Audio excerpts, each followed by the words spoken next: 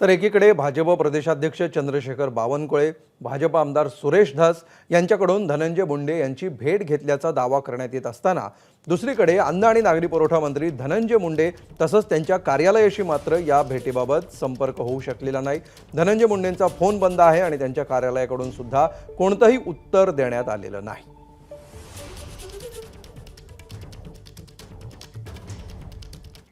तर या सगळ्यामध्ये धनंजय मुंडे का महत्त्वाचे आहेत पाहूया।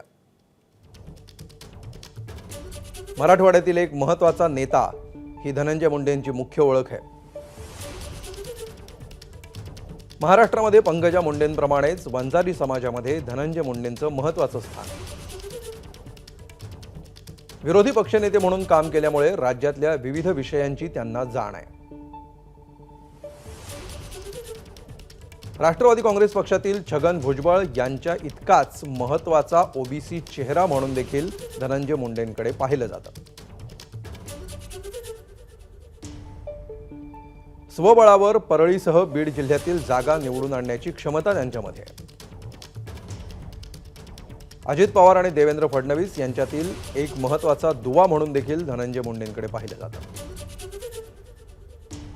अजित पवारांच्या पहाटेच्या शपथविधीमध्ये महत्त्वाची जबाबदारी धनंजय मुंडेंनी उचलली होती।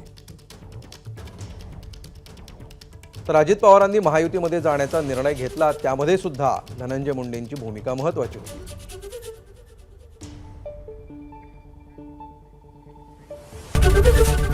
एबीपी माझा, उघडा डोळे बघा नीट।